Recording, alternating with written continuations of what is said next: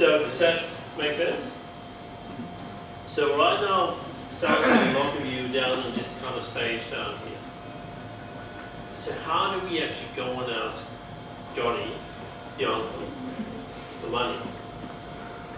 Any suggestions? Ring him. Sorry? Ring him. Yeah, good idea. Say, Johnny, I've got something important I've got to talk to you about.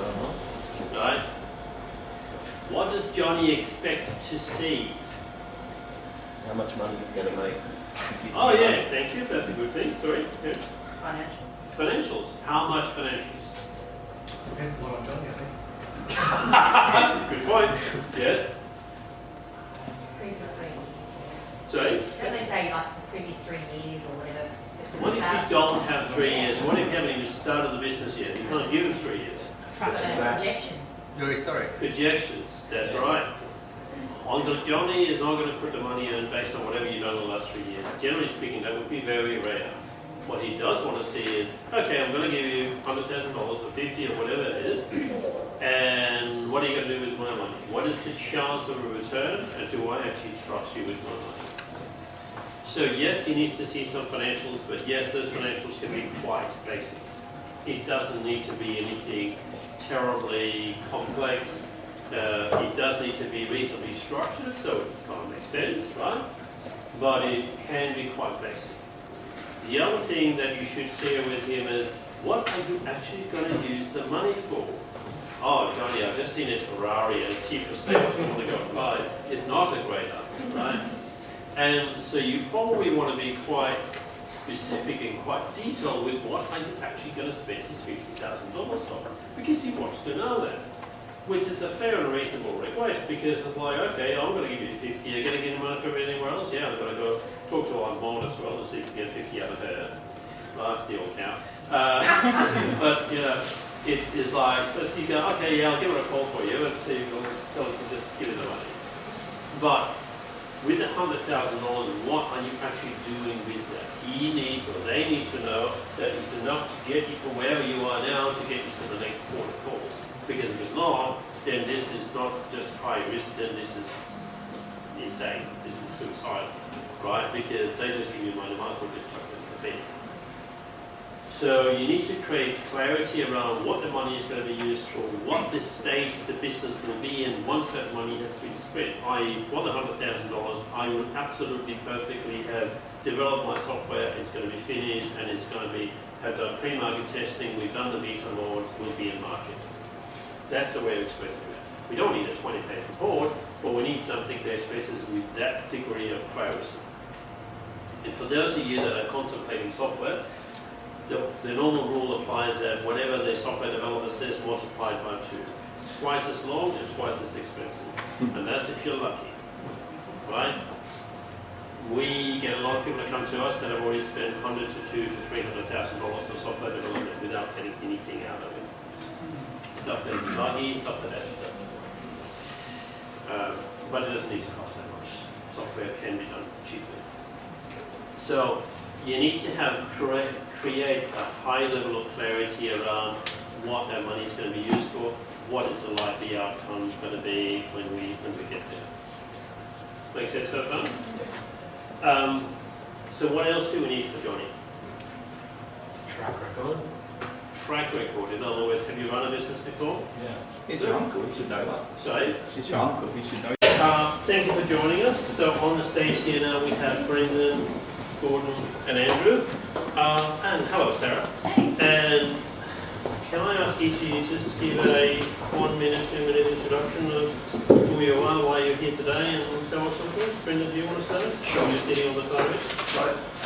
My name is Brendan Kelly. I am a property investor. I have a property-centric existence. I run multiple businesses. One's a developing company, one is a mentoring company, and one is a research company. We have a couple of projects going on, one in Clifton Hill, one in Ivanhoe, grossing around 35 odd million in revenue on sales. We have a mentoring business that mentors 220 people reliably on a 30,000 person database, which we funnel into that. and I have a research company that looks at and predicts median price movement in every suburb across the country for a 6 to 12 month lead time. And it's fairly accurate by way of, about 90% accurate by way of market price direction. The statistical analysis is yet to be completed on how accurate their predictions are, but we're better than flipping a coin. That's pretty much it. Fantastic, thank you. My name is Gordon Black. I run a financial advisory business. It's what's called a boutique business, which means it's deliberately small. We have a relatively small number of clients. Been doing it for over 30 years, so I guess I've got some sort of track record of running my own business. And over those years, I've helped a number of other people with their businesses. I do mentoring, but not on a large scale like you, but on a one-on-one scale, and have helped various businesses in various areas. And we invest a lot of money for clients. We have total investable funds of about 100 million, though most of it is not this end, it's further up the spectrum. Just before you get too excited. But we do invest in venture capital funds and private equity funds, and a lot of knowledge and experience about what makes people invest or what is a good investment, so we look at it from that side. And I'm here to answer questions. Thank you so much. I'm also a financial advisor. I've been in private practice since 1981, and I was in a partnership for 20 years. That business was sold out 5 years ago, and I've just downsized to similar to in that sense of more one-on-one mentoring, advising, guiding, all that sort of thing. We do a lot of stuff other than the traditional numbers and so forth, investment choices, etc. We had, in the practice, we had about $150 million of total assets under an advice, if you like, with about 700 family groups. And I've just downsized. The business was sold back in 2011. So I just run pretty much my own show, and I've been talking to the client for about 3 years, I think, about this concept of young people coming up with new, not so young people, so coming up with good business ideas and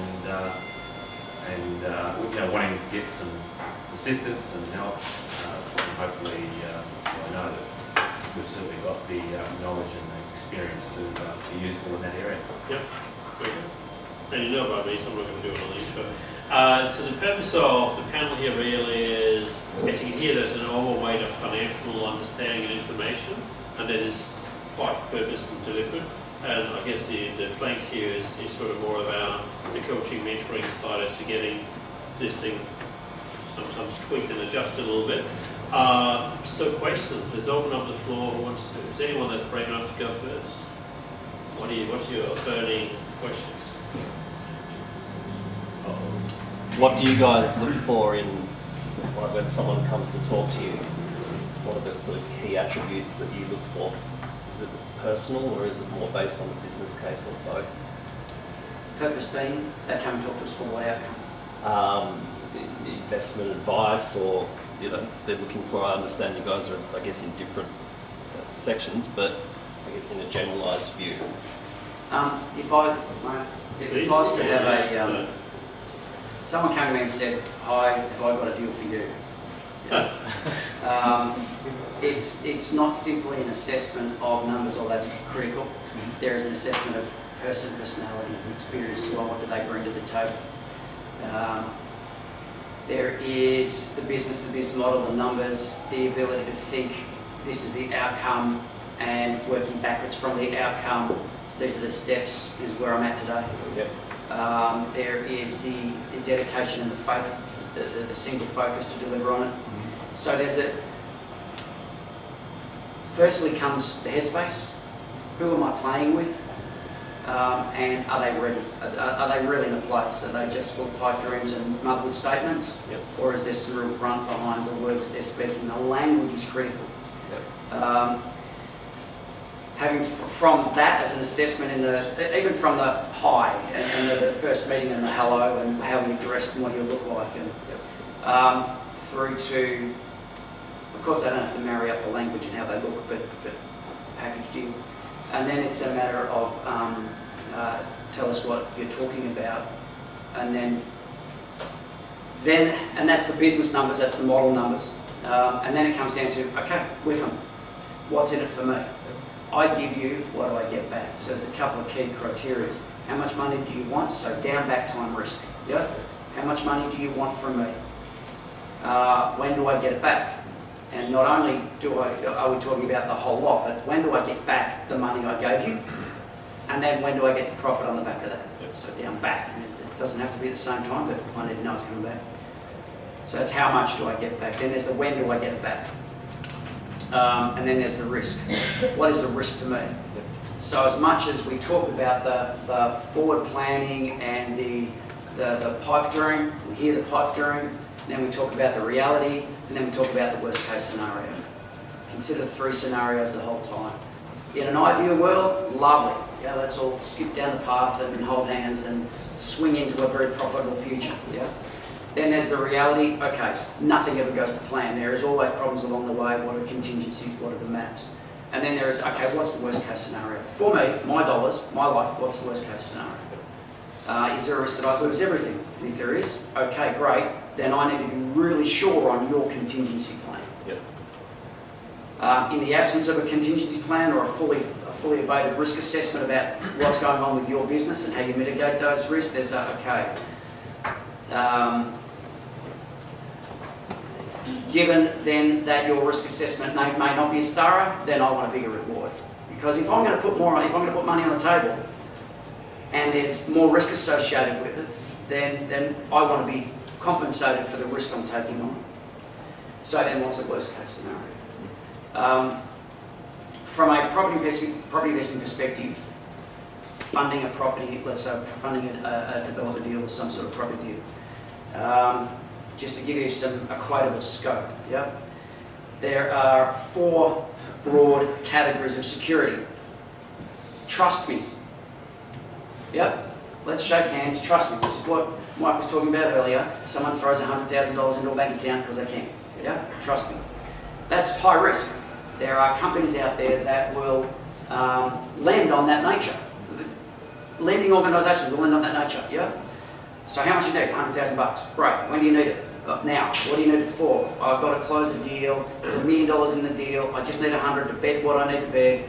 I just need 100 now. Great. What am I getting back? What do you want? 50%. When do you want it back? A month. So I'll give you 100. You give me 150 back. Yeah? And people will do that on the basis of there's $1 million prize in it. You know what? The 50 out of that million, I'm more than happy. Yeah? But that's a handshake. Then there's the personal guarantee. Yeah, not too much better than a handshake.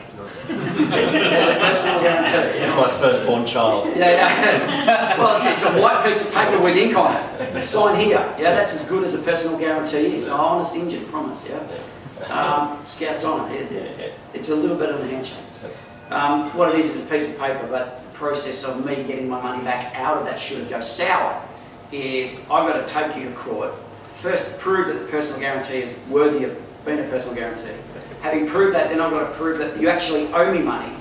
That's another court case. Then I've got to prove that on the back of you agreeing, understanding that the document exists, that you owe me money, you've got to give me a payment plan and force payment. And then on the back of, by the time that's years away, and by the time that has occurred, you've filthy-siphoned out your money everywhere else and you're broke and I just seem bankrupt and I get nothing. Yep. So personal guarantees, pain in the ass to actually follow through on. I'm impressed with those. Okay. So far. Okay. Right. Then there's the caveat. Yeah? Oh, okay, if we're going to do a property deal, I want a caveat over this property. What the caveat allows me to do is have a right at the seat of the table at settlement. That's all it does. Yep. Gives me a seat at the table at settlement. So if the deal goes south, whether the deal works or not is irrelevant. On the premise you're a person of integrity, you pay me out, all good. If you turn around and say, you know what, I actually like that $1 million in my back pocket, no, I'm not going to give you money back. Yeah, okay, great. I've got a seat at the table, my solicitor's there, I can take the money at that point. And there's not a lot that can be done about that. Except that you may not want to sell. Yeah? Your way out of that, the sneaky way to keep the money is just not sell, because I can't force anything, it's just a caveat that I can play with and say. But that's